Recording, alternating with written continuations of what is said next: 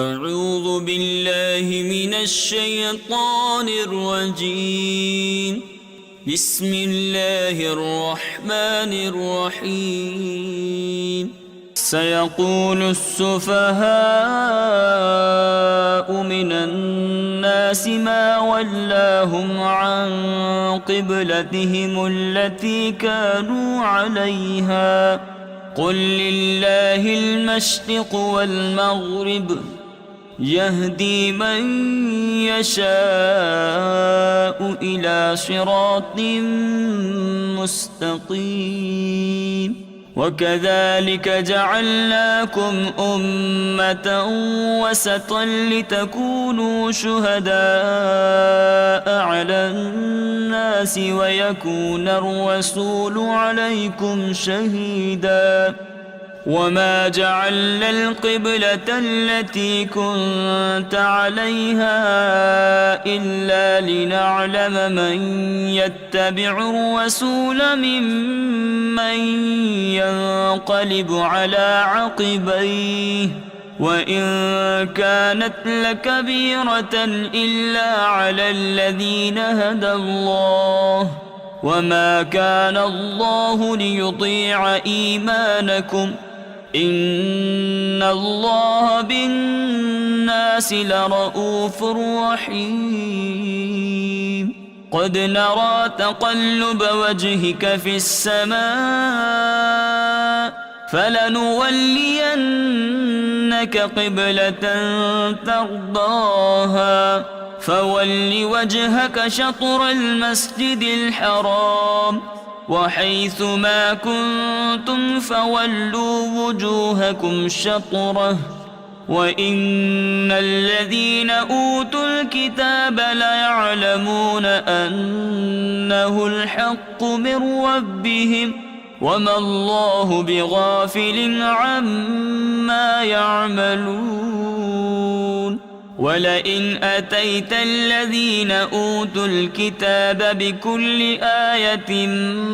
ما تبعوا قبلتك وما أنت بتابع قبلتهم وما بعضهم بتابع قبلة بعض ولئن اتبعت أهواءهم من بعد ما جاءك من العلم إنك إذا لمن الظالمين. الذين آتيناهم الكتاب يعرفونه كما يعرفون أبناءهم وإن فريقا منهم ليكتمون الحق وهم يعلمون.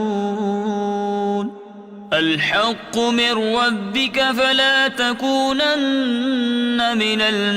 الممترين. ولكل وجهة هو موليها فاستبقوا الخيرات أينما تكونوا يأت بكم الله جميعا إن الله على كل شيء قدير. ومن حيث خرجت فول وجهك شطر المسجد الحرام وإنه للحق من ربك وما الله بغافل عما تعملون. ومن حيث خرجت فول وجهك شطر المسجد الحرام وحيث ما كنتم فولوا وجوهكم شطره لئلا يكون للناس عليكم حجة إلا الذين ظلموا منهم فلا تخشوهم واخشوني ولأتم نعمتي عليكم ولعلكم تهتدون. كما أرسلنا فيكم رسولا منكم يتلو عليكم آياتنا ويزكيكم ويعلمكم الكتاب والحكمة ويعلمكم ما لم تكونوا تعلمون فاذكروني أذكركم واشكروا لي ولا تكفرون يا أيها الذين آمنوا استعينوا بالصبر والصلاة إن الله مع الصابرين ولا تقولوا لمن يقتل في سبيل الله أموات بل أحياء ولكن لا تشعرون ولنبلونكم بشيء من الخوف والجوع ونقص من الأموال والأنفس والثمرات وبشر الصابرين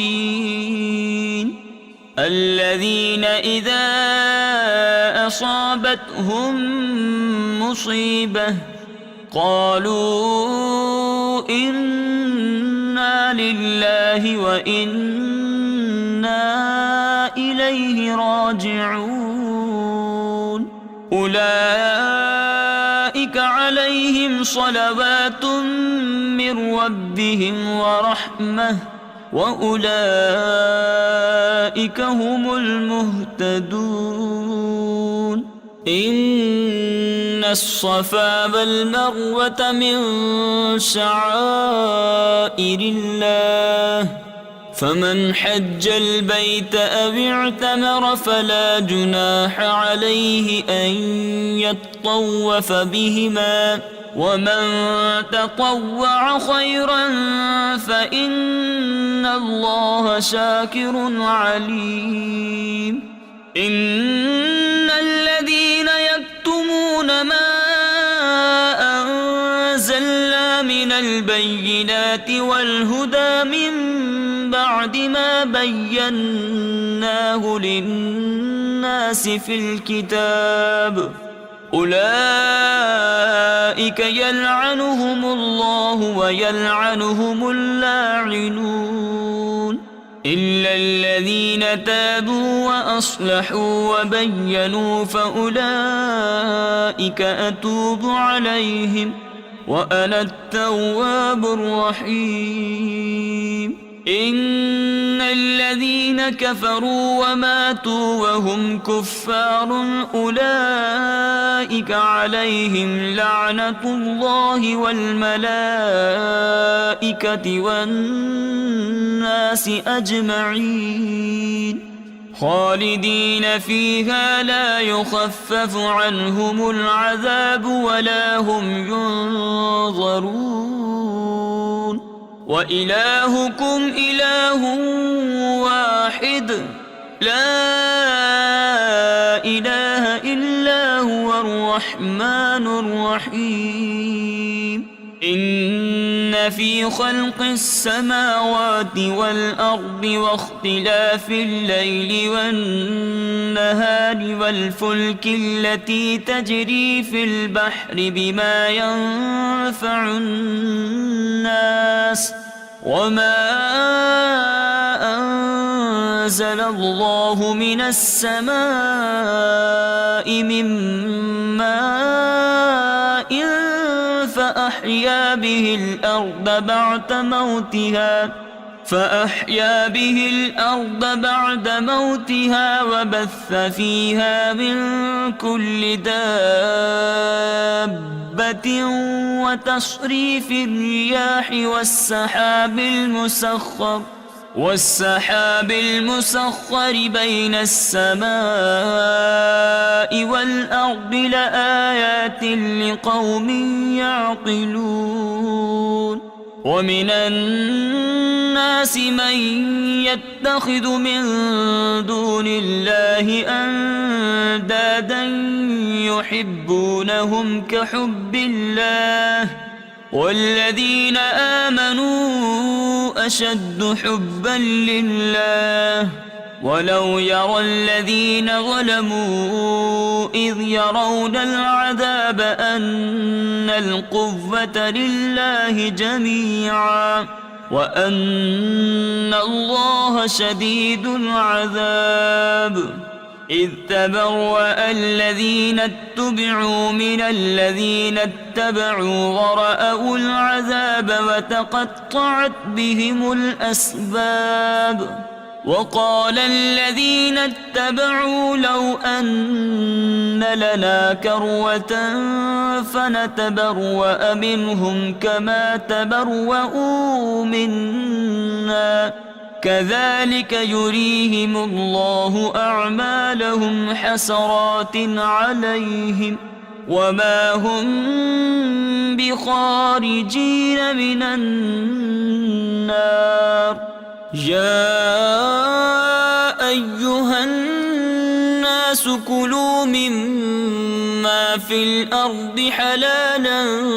طيبا ولا تتبعوا خطوات الشيطان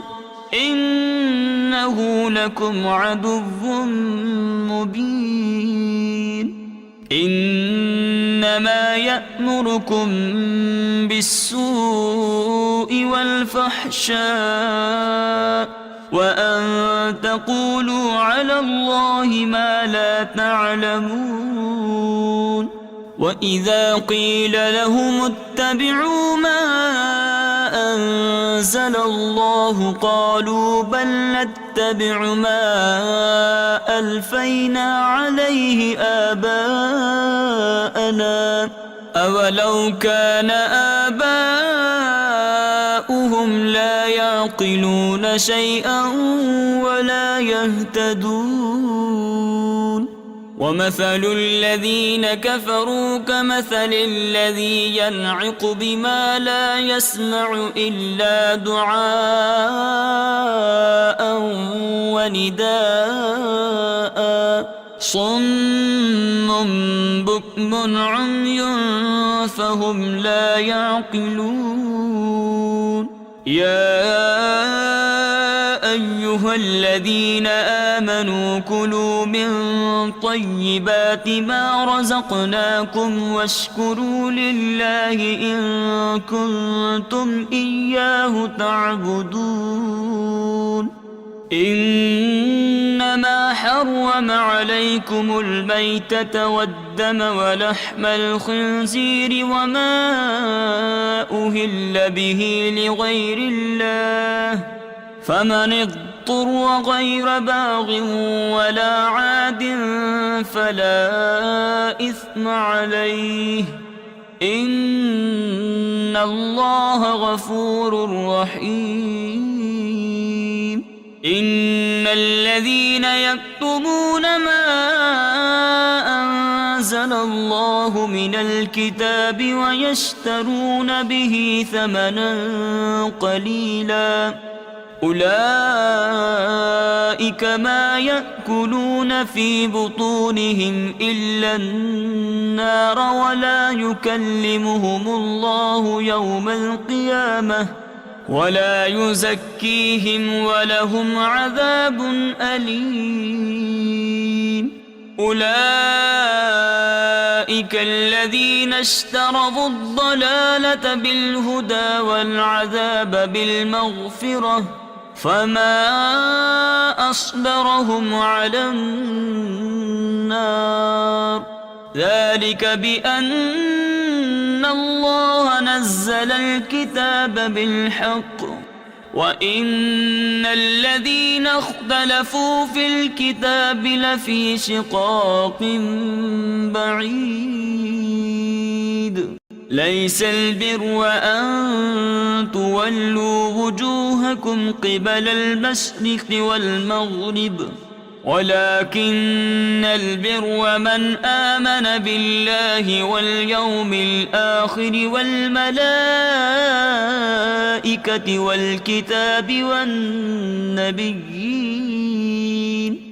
وآتى المال على حبه ذوي القربى واليتامى والمساكين وابن السبيل والسائلين وفي الرقاب وأقام الصلاة وآتى الزكاة والموفون بعهدهم إذا عاهدوا والصابرين في البأساء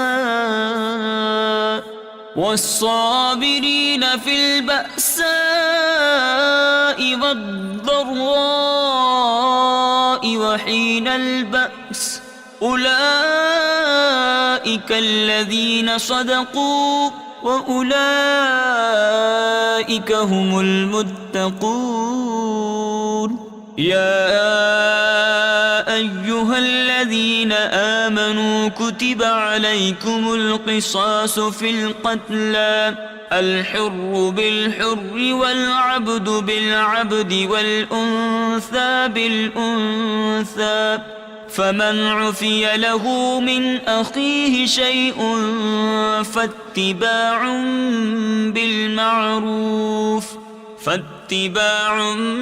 بالمعروف وأداء إليه بإحسان ذلك تخفيف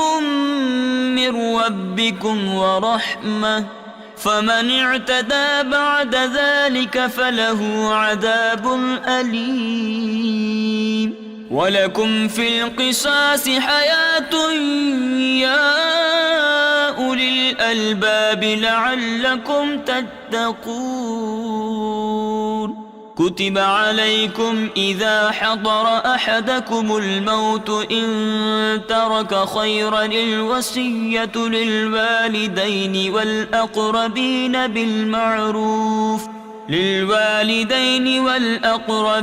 بالمعروف حقا على المتقين. فمن بدله بعدما سمعه فإنما إثمه على الذين يبدلونه إن الله سميع عليم. فمن خاف من موص جنفا أو إثما فأصلح بينهم فلا إثم عليه إن الله غفور رحيم. يا أيها الذين آمنوا كتب عليكم الصيام كما كتب على الذين من قبلكم لعلكم تتقون. أياما معدودات فمن كان منكم مريضا أو على سفر فعدة من أيام أخر وعلى الذين يطيقونه فدية طعام مسكين فمن تطوع خيرا فهو خير له وأن تصوموا خير لكم إن كنتم تعلمون. شهر رمضان الذي أنزل فيه القرآن هدى للناس وبينات من الهدى والفرقان فمن شهد منكم الشهر فليصمه ومن كان مريدا أو على سفر فعدة من أيام أخر يريد الله بكم اليسر ولا يريد بكم العسر ولتكملوا العدة ولتكبروا الله على ما هداكم ولعلكم تشكرون.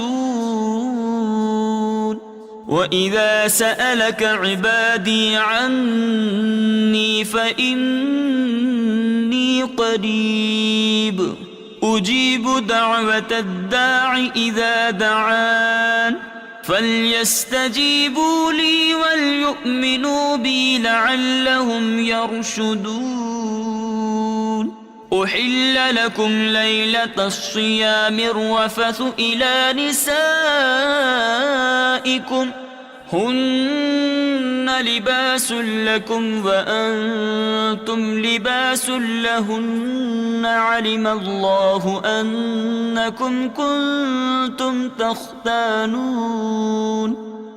الله أنكم كنتم تختانون أنفسكم فتاب عليكم وعفى عنكم فالآن باشروهن وابتغوا ما كتب الله لكم وكلوا واشربوا حتى يتبين لكم الخيط الأبيض من الخيط الأسود من الفجر ثم أتموا الصيام إلى الليل ولا تباشروهن وأنتم عاكفون في المساجد تلك حدود الله فلا تقربوها كذلك يبين الله آياته للناس لعلهم يتقون ولا تأكلوا أموالكم بينكم بالباطل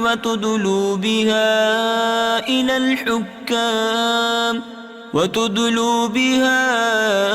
إلى الحكام لتأكلوا فريقا من أموال الناس بالإثم وأنتم تعلمون يسألونك عن الأهلة قل هي مواقيت للناس والحج وليس البر بأن تأتوا البيوت من ظهورها ولكن البر من اتقى وأتوا البيوت من أبوابها واتقوا الله لعلكم تفلحون وقاتلوا في سبيل الله الذين يقاتلونكم ولا تعتدوا إن الله لا يحب المعتدين واقتلوهم حيث ثقفتموهم وأخرجوهم من حيث أخرجوكم والفتنة أشد من القتل ولا تقاتلوهم عند المسجد الحرام حتى يقاتلوكم فيه فإن قاتلوكم فاقتلوهم كذلك جزاء الكافرين فإن انتهوا فإن الله غفور رحيم وقاتلوهم حتى لا تكون فتنة ويكون الدين لله فإن انتهوا فلا عدوان إلا على الظالمين الشهر الحرام بالشهر الحرام والحرمات قصاص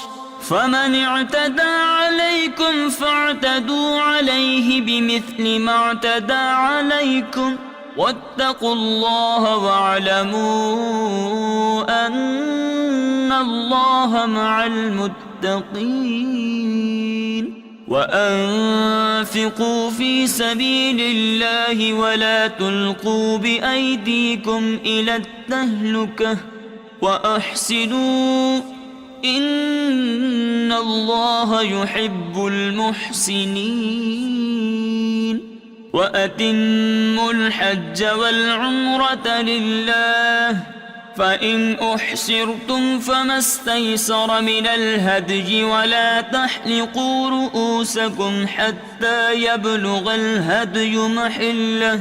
فمن كان منكم مريضا أو به أذى من رأسه ففدية من صيام أو صدقة أو نسك فمن تمتع بالعمرة إلى الحج فما استيسر من الهدي فمن لم يجد فصيام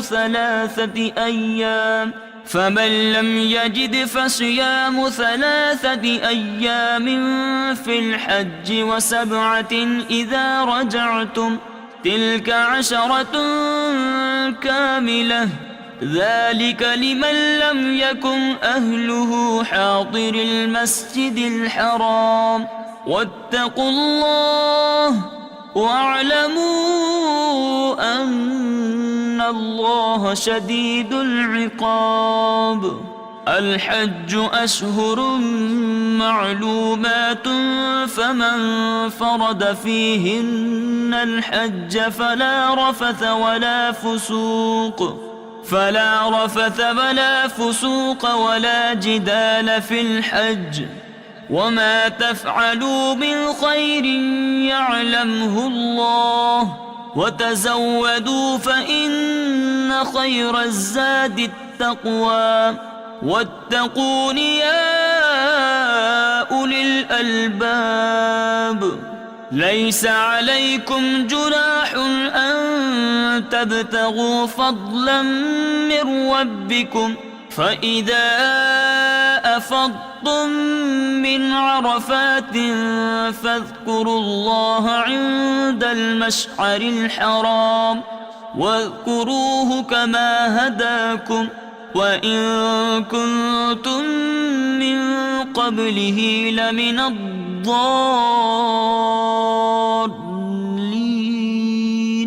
ثم أفيضوا من حيث أفاض الناس واستغفروا الله إن الله غفور رحيم. وإذا قضيتم مناسككم فاذكروا الله كذكركم آباءكم أو أشد ذكرا فمن الناس من يقول ربنا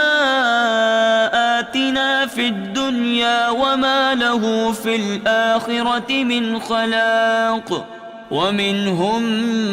من يقول ربنا آتنا في الدنيا حسنة وفي الآخرة حسنة وقنا عذاب النار.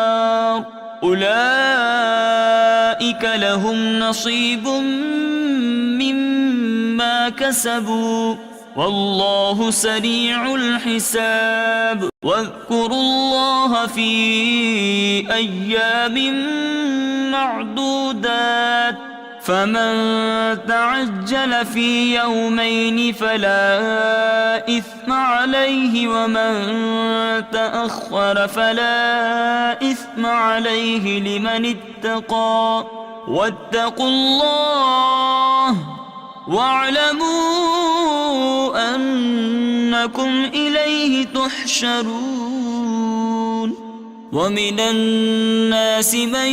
يعجبك قوله في الحياة الدنيا ويشهد الله على ما في قلبه وهو ألد الخصام وإذا تولى سعى في الأرض ليفسد فيها ويهلك الحرث والنسل والله لا يحب الفساد.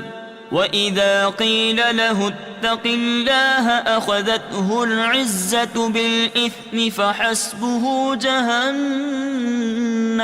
ولبئس المهاد. ومن الناس من يشري نفسه ابتغاء مرضات الله والله رؤوف بالعباد. يا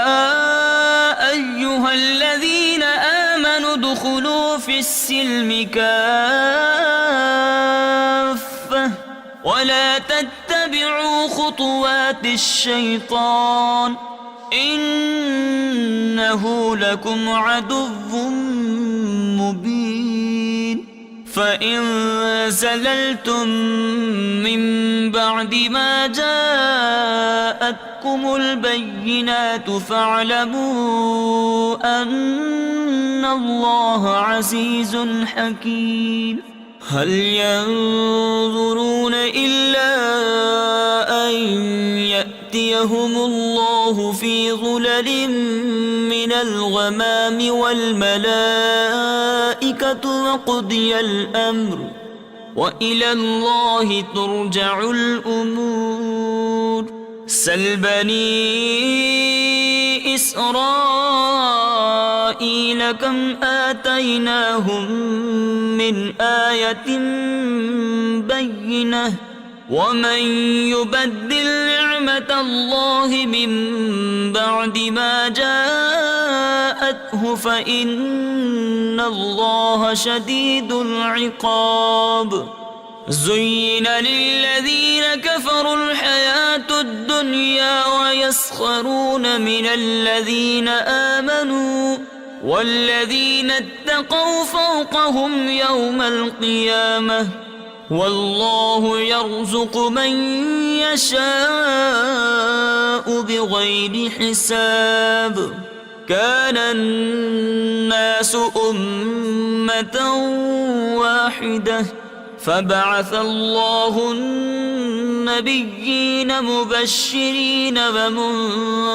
ومنذرين وأنزل معهم الكتاب بالحق ليحكم بين الناس فيما اختلفوا فيه وما اختلف فيه إلا الذين أوتوه من بعد ما جاءتهم البينات بغيا بينهم فهدى الله الذين آمنوا لما اختلفوا فيه من الحق بإذنه والله يهدي من يشاء إلى صراط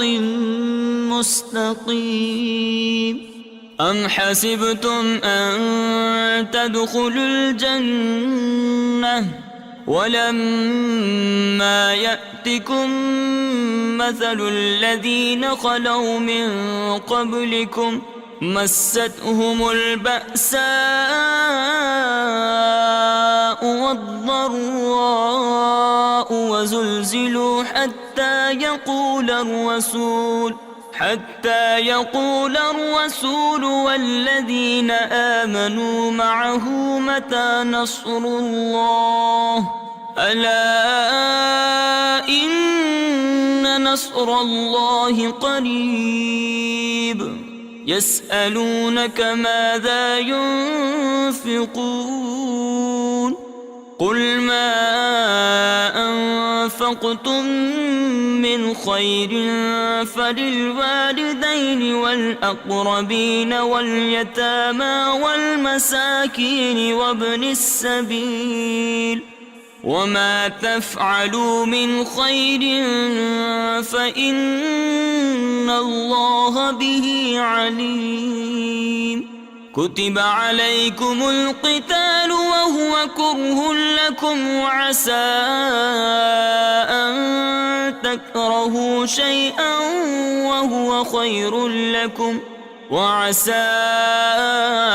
أن تحبوا شيئا وهو شر لكم والله يعلم وأنتم لا تعلمون. يسألونك عن الشهر الحرام قتال فيه قل قتال فيه كبير وصد عن سبيل الله وكفر به والمسجد الحرام وإخراج أهله منه أكبر عند الله والفتنة أكبر من القتل ولا يزالون يقاتلونكم حتى يردوكم عن دينكم إن استطاعوا ومن يرتدد منكم عن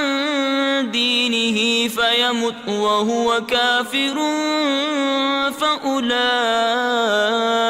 حبطت أعمالهم في الدنيا والآخرة وأولئك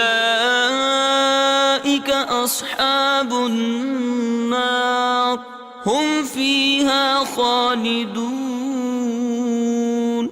إن الذين آمنوا والذين هاجروا وجاهدوا في سبيل الله أولئك يرجون رحمة الله والله غفور رحيم. يسألونك عن الخمر والميسر قل فيهما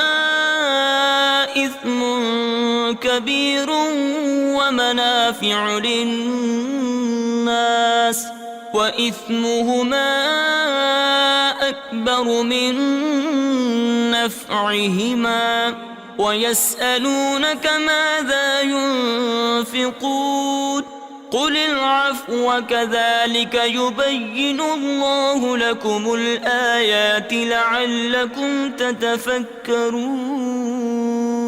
في الدنيا والآخرة. ويسألونك عن اليتامى قل إصلاح لهم خير وإن تخالطوهم فإخوانكم والله يعلم المفسد من المصلح ولو شاء الله لأعنتكم إن الله عزيز حكيم. ولا تنكحوا المشركات حتى يؤمن ولأمة مؤمنة خير من مشركة ولو أعجبتكم ولا تنكحوا المشركين حتى يؤمنوا ولعبد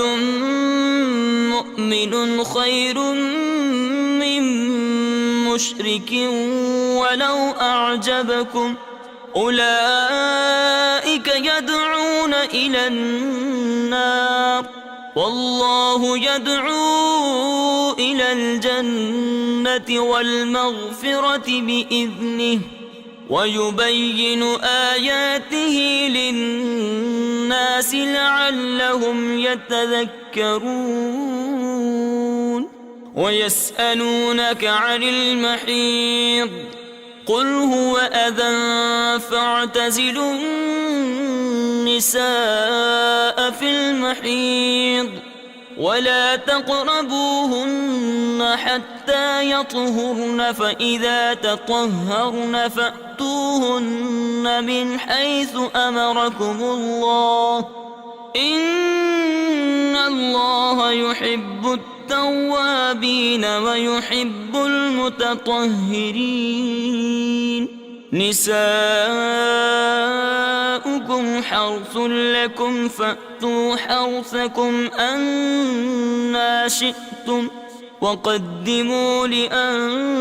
لأنفسكم واتقوا الله واعلموا أنكم ملاقوه وبشر المؤمنين. ولا تجعلوا الله عرضة لأيمانكم أن تبروا وتتقوا وتصلحوا بين الناس والله سميع عليم. لا يؤاخذكم الله باللغو في أيمانكم ولكن يؤاخذكم بما كسبت قلوبكم والله غفور حليم. للذين يؤلون من نسائهم تربص 4 أشهر فإن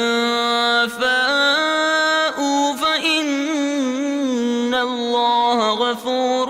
رحيم. وإن عزموا الطلاق فإن الله سميع عليم والمطلقات يتربصن بأنفسهن 3 قروء ولا يحل لهن أن يكتمن ما خلق الله في أرحامهن إن كن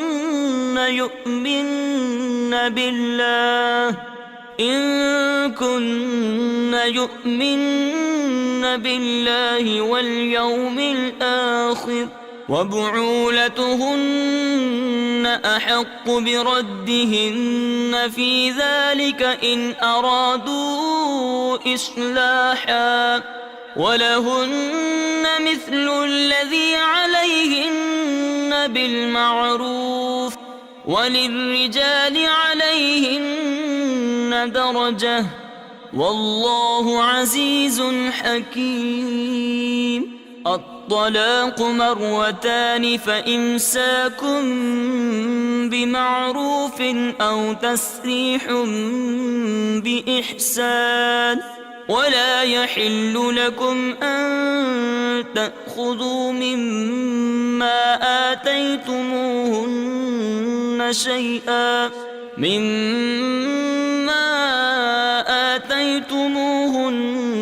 شيئا إلا أن يخافا ألا يقيما حدود الله فإن خفتم ألا يقيما حدود الله فلا جناح عليهما فيما افتدت به تلك حدود الله فلا تعتدوها ومن يتعد حدود الله فأولئك هم الظالمون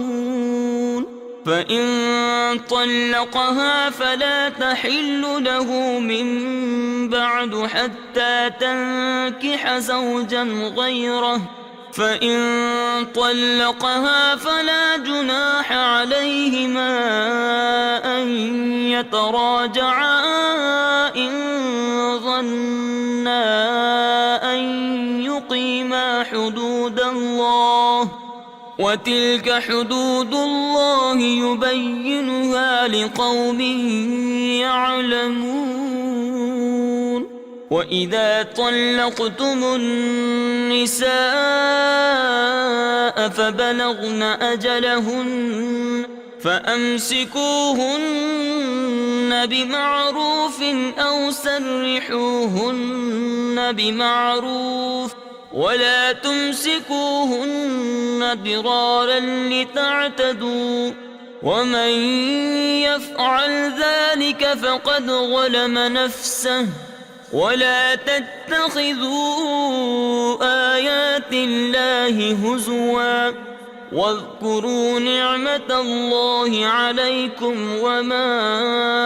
أنزل عليكم من الكتاب والحكمة يعظكم به واتقوا الله واعلموا أن الله بكل شيء عليم وإذا طلقتم النساء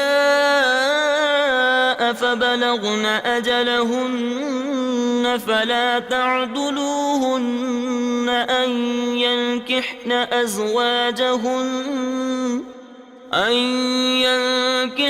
أزواجهن إذا تراضوا بينهم بالمعروف ذلك يوعظ به من كان منكم يؤمن بالله واليوم الآخر ذلكم أزكى لكم وأطهر والله يعلم وأنتم لا تعلمون والوالدات يرضعن أولادهن حولين كاملين لمن أراد أن يتم الرضاعة وعلى المولود له رزقهن وكسوتهن بالمعروف لا تكلف نفس إلا وسعها لا تضار والدة بولدها ولا مولود له بولده وعلى الوارث مثل ذلك فإن أرادا فصالا عن تراض منهما وتشاور فلا جناح عليهما وإن أردتم أن تسترضعوا أولادكم فلا جناح عليكم إذا سلمتم ما آتيتم بالمعروف واتقوا الله واعلموا أن الله بما تعملون بصير والذين يتوفون منكم ويذرون أزواجا يتربصن بأنفسهن 4 أشهر وعشرا فإذا بلغن أجلهن فلا جناح عليكم فيما فعلن في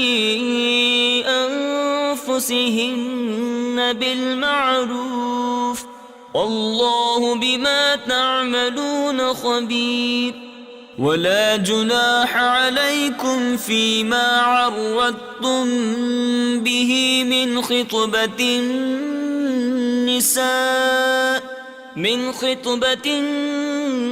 النساء أو أكننتم في أنفسكم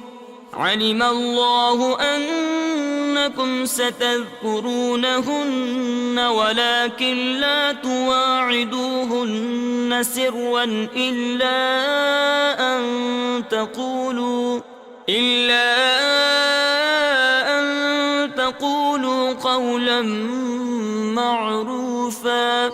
ولا تعزموا عقدة النكاح حتى يبلغ الكتاب أجله واعلموا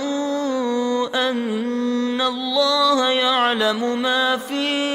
أنفسكم فاحذروه واعلموا أن الله غفور حليم لا جناح عليكم إن طلقتم النساء ما لم تمسوهن أو تفرضوا لهن فريضة ومتعوهن على الموسع قدره وعلى المقتر قدره متاعا بالمعروف حقا على المحسنين وإن طلقتموهن من قبل أن تمسوهن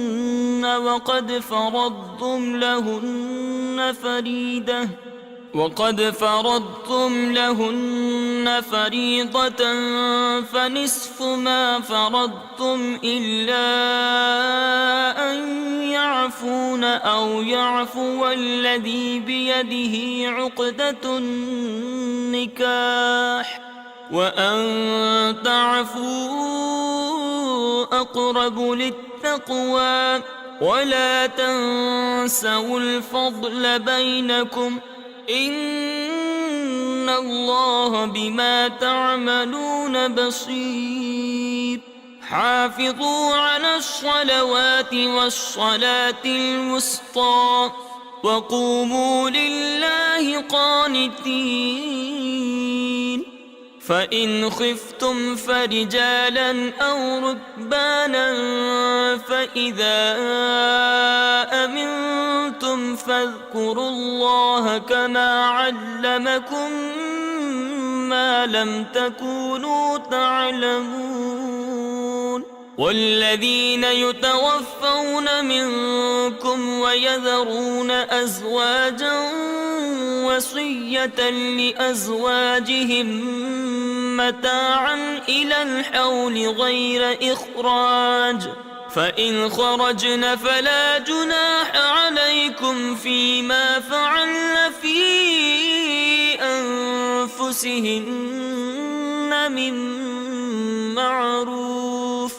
والله عزيز حكيم. وللمطلقات متاع بالمعروف حقا على المتقين، كذلك يبين الله لكم آياته لعلكم تعقلون. ألم تر إلى الذين خرجوا من ديارهم وهم ألوف حذر الموت فقال لهم الله موتوا ثم أحياهم إن الله لذو فضل على الناس ولكن أكثر الناس لا يشكرون. وقاتلوا في سبيل الله واعلموا أن الله سميع عليم. من ذا الذي يقرض الله قرضا حسنا فيضاعفه له أضعافا كثيرة والله يقبض ويبسط وإليه ترجعون. ألم تر إلى الملأ من بني إسرائيل من بعد موسى إذ قالوا لنبي لهم ابعث لنا ملكا نقاتل في سبيل الله قال هل عسيتم إن كتب عليكم القتال ألا تقاتلوا قالوا وما لنا ألا نقاتل في سبيل الله وقد أخرجنا من ديارنا وأبنائنا فلما كتب عليهم القتال تولوا إلا قليلا منهم والله عليم بالظالمين. وقال لهم نبيهم إن الله قد بعث لكم طالوت ملكا قالوا أنى يكون له الملك علينا ونحن أحق بالملك منه ولم يؤت سعة من المال قال إن الله اصطفاه عليكم وزاده بسطة في العلم والجسم والله يؤتي ملكه من يشاء والله واسع عليم. وقال لهم نبيهم إن آية ملكه أن يأتيكم التابوت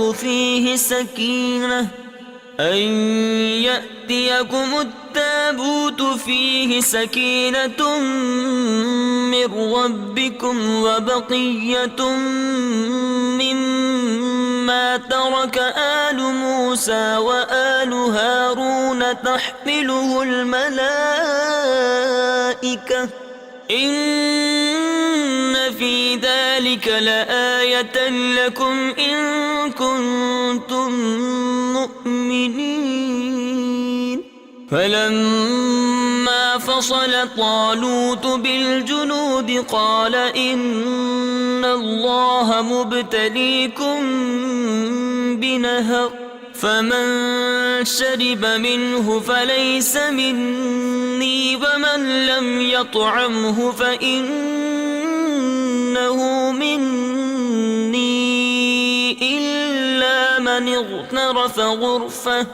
إلا من اغترف غرفة بيده فشربوا منه إلا قليلا منهم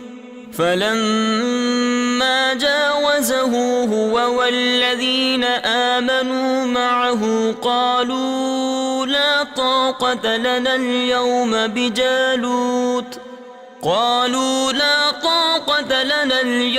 بجالوت وجنوده قال الذين يظنون أنهم ملاقو الله كم من فئة قليلة غلبت فئة كثيرة بإذن الله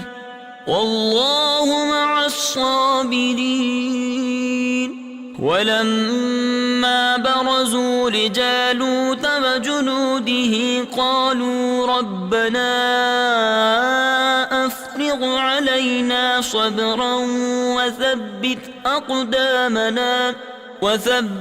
أقدامنا وانصرنا على القوم الكافرين. فهزموهم بإذن الله وقتل داود جالوت وآتاه الله الملك والحكمة وعلمه مما يشاء ولولا دفع الله الناس بعضهم ببعض لفسدت الأرض ولكن الله ذو فضل على العالمين. تلك آيات الله نتلوها عليك بالحق وإنك لمن المرسلين. صدق الله العظيم.